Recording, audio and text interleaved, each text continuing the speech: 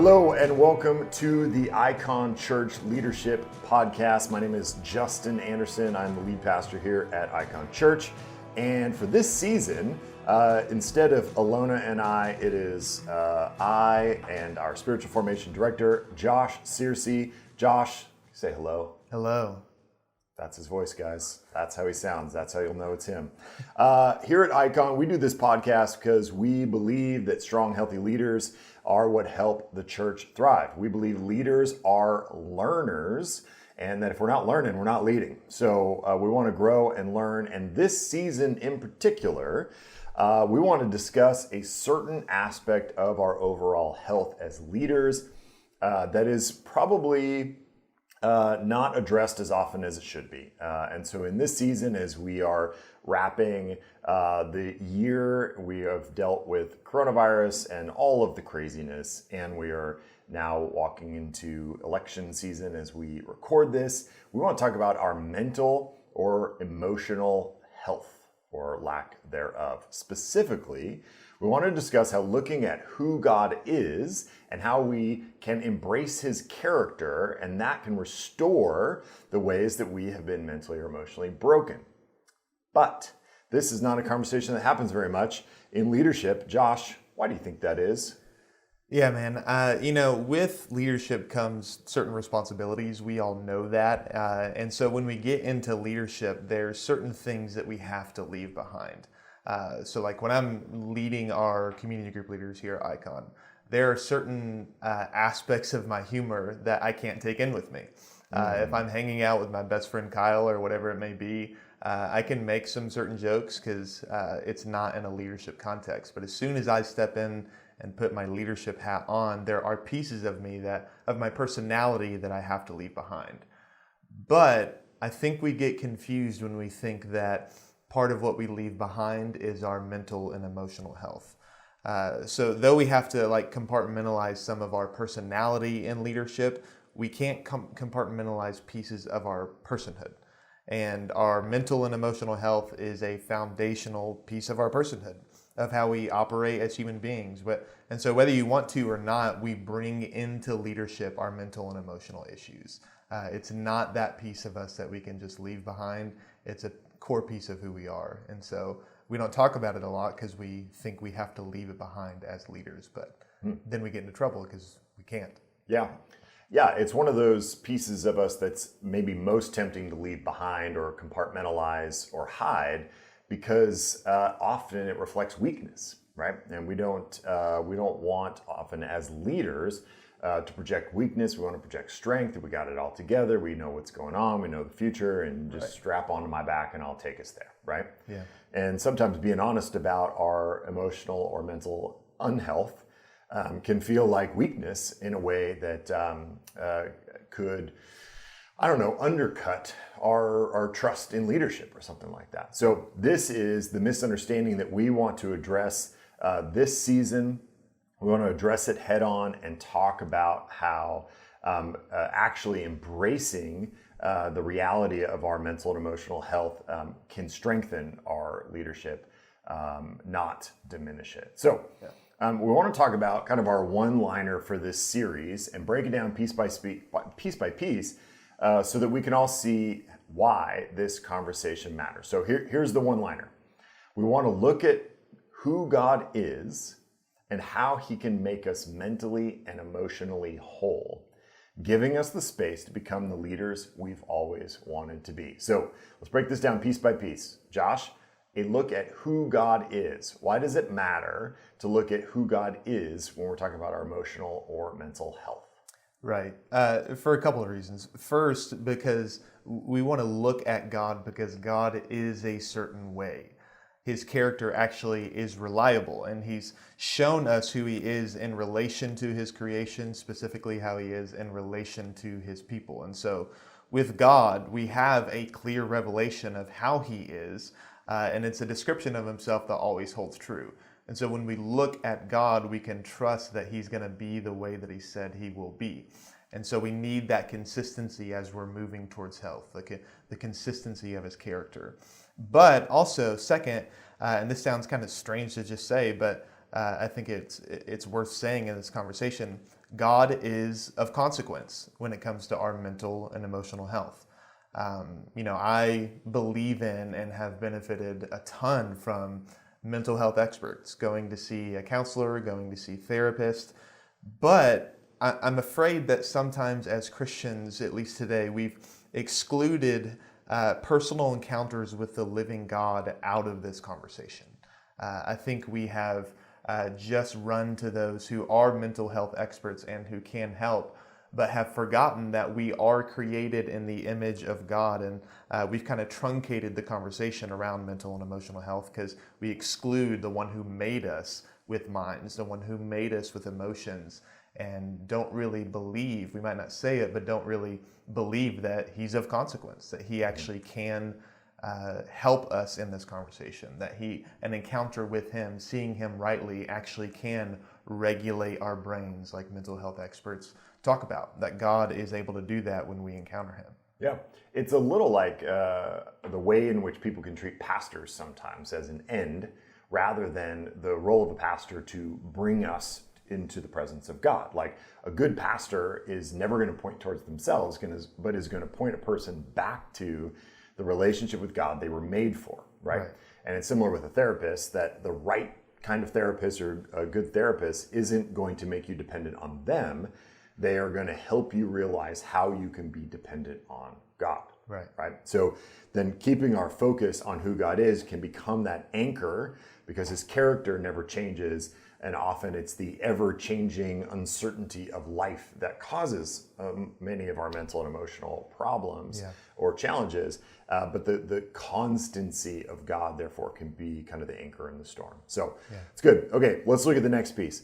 How he can make us mentally and emotionally whole. How does looking at God and his character make us mentally and emotionally whole? Right. So this kind of connects with the second piece that I talked about. Looking at God can help us in being mentally and emotionally whole, walking on that journey, because we are creatures made in the image of God, and because of that, health is found in relation to him. And so our whole life is meant to be lived in relation to the truth of who God is. And so this has to include that piece of our mental and emotional health. And so in this fallen world, there's a massive need for mental health expertise and even medical interventions such as medications. But if all that is done in a way that's divorced from a proper alignment with who God is, then it's not true health. Like for me, if I don't know who my wife is, then my role as husband is going to be unhealthy. If I don't know the things that make her tick, the things that how she thinks, how she's feeling in our marriage, if I don't know things about her that are pretty much always true, then I'm going to be really unhealthy in my relation to her as husband. And so the same thing with God. If I don't see him for who he is, and if that's the core relationship we're supposed to have as human beings, then that role, that outworking of being in the image of God is going to be broken in some significant ways. Yeah. It's worth mentioning that mental and emotional unhealth is always the result of sin. Right.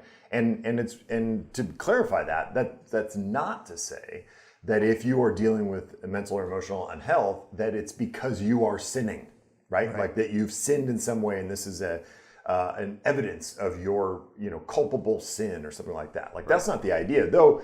It's not true. Like it likely is true that there's some decisions or pattern of decisions that you've been making that is not in line with the way God has designed you, but it's also just the result of the brokenness of our world, right? One of the most important mentors in my life told me one time that our feelings, our emotions, are tools that God has given us to be able to navigate a broken world, right? So we experience sadness, we experience joy, we experience fear, we experience loneliness or whatever, shame, guilt, as a way to process the brokenness of the world around us, right? And so these are kind of emotional outlets that are meant to release the pressure that sin done to us, by us, or just around us creates that pressure within us. And we have to have those kind of healthy outlets. So we were made for perfect relationship with God, perfect relationship with each other, perfect relationship with God's creation, and perfect relationship with ourselves. And to the degree that those four relationships are broken, it is the result of sin done by us, to us, or around us, right? So being able to just name that and go, hey, the core issue here is sinfulness, right? That doesn't mean that the only answer is repentance, right? Like there's tons of work to do around this stuff, but I think it rightfully acknowledges the enemy, right? And what is the cause of this, and then how can we get underneath that? So that's great. All right, so then this last piece, right? We said we want that doing this, that connecting to God, knowing who God is, He can make us mentally and emotionally whole, giving us space to become the leaders we've always wanted to be. What's that mean? So living in mental or emotional health brings with it a certain type of crippling to our leadership. And this is like really the core piece of this season for this podcast, because we could talk about, and we are talking about, mental health and emotional health in other ways. But specifically, living in unhealth in this way brings some really devastating things to our leadership, which really kind of becomes this, eternal feedback loop. The more that we are not doing great in leadership, the more it's going to reinforce the ways that we feel unhealthy, the ways that we are anxious or depressed or shameful, the things that we're going to talk about. And so we got to talk about this because it directly affects the way that we lead. And all of us have in our head this picture of what type of leader we want to be. And we can't be that if we're embracing and just letting unhealth in our minds and in our emotions rule us. And so when we see God and He helps us become mentally and emotionally whole, it affects our whole lives, including our leadership. Good. Give us some examples. So we're going to go through, kind of give us a vision for what this season's going to look like. What are some of the ways in which mental and emotional unhealth affect our leadership? Yeah. And then what's the healthy version of that? Yeah. So for a couple examples, one would be anxiety. A key piece of leadership is vision casting, coming up with it, trying to see what your organization, your church, your group, what you want it to be moving into the future and what you feel like God is calling it to be. But if you are at your core wrestling with anxiety, then vision becomes nothing more than just an act of pessimism. And pessimism is not great in vision. We want to see change. We have vision so that we can see where we want to go. But if you are an anxious leader, then all you can do is look into the future and see dread. And that really kind of sucks the energy out of vision casting. Because if you see dread in the future, the only thing you're really going to be able to concentrate on is the present. You're only going to be able to say, what do I need to do right now to fix what I think is going to happen next? Instead of being a leader who looks into the future with vision and moves the organization because of that. Another example would be addiction, something that we're going to talk about toward the end. Addiction kills integrity in our leadership. There are responsibilities, like I said, in leadership, and one of them is to be an example. And that example, changes with whatever we're leading over, whether it's a church or an organization or a business. But nonetheless, we are trying to be exemplary in how we're living our lives for those who are following. And so addiction kills that integrity. And so if we see God and are slowly moved out of the chains of addiction, then we're able to establish a character in front of those who are following us that is exemplary, what we all want. Good. Well, let's not ruin any future episodes. Spoiler alert. Yeah. So this is what we're going to do. Each episode is going to take on a different kind of element of mental or emotional unhealth, talk about how it impacts our leadership, and then what it might look like to move towards health in these areas. So some of the weeks are going to impact different people in different ways, right? Some of you are dealing with anxiety, some fear, some addiction, and other things, depression. And they're going to ring more, kind of true for your life. Josh, how should we kind of prepare ourselves to listen to this season? How can what's the next step we should take before the next episode? Yeah. The biggest thing is going to be to assess yourself, is to sit down and really look at your leadership and look at your mind and at your emotions and say, what is it that is crippling me? Because all of us have some sort of, none of us are fully emotionally whole.